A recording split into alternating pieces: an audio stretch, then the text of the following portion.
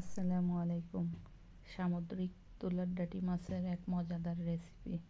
শীতকালীন এই কয়েক প্রকারের সবজি দিয়ে সামুদ্রিক এই মাছটা রান্না খেতে কিন্তু দারুণ মজা লাগে। তাই তো কিভাবে রান্না করলাম তার ফুল প্রসেস শেয়ার করছি। 1 চামচ পেঁয়াজ বাটা, 1 চামচ মরিচ বাটা, হাফ চামচ জিরা বাটা, হাফ চামচ রসুন বাটা, আর স্বাদ মতো লবণ আর রান্নার সয়াবিন তেল দিয়ে মশলাগুলো একটু পানি দিয়ে সামান্য কষিয়ে নিচ্ছি। মশলাগুলো কষে আসলে যখন তেলটা উপরে ভেসে উঠবে তখন মাছগুলো কেটে ধুয়ে পরিষ্কার করে রাখা তুলার ডাঁটি মাছটা দিয়ে দিলাম। আমরা এই মাছটাকে তুলার ডাঁটি মাছ বলি, অর্থাৎ সামুদ্রিক মাছ। এই মাছটা খেতে কিন্তু দারুণ মজা লাগে।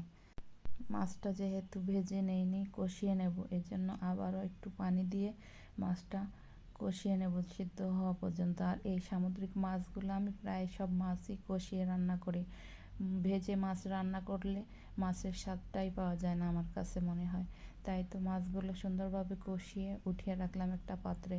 আর যে ঝোলটা বা মশলাটা ছিল তার ভিতরে আরেকটু পানি অ্যাড করে এখন কেটে ধুয়ে পরিষ্কার করে রাখা সিম, নতুন আলু, ওলকপি, ফুলকপি, যে সব তরকারি আপনারা দিতে চান সেইগুলো তরকারি দিয়ে এই যে সবজিগুলো একসাথে কষিয়ে নেব।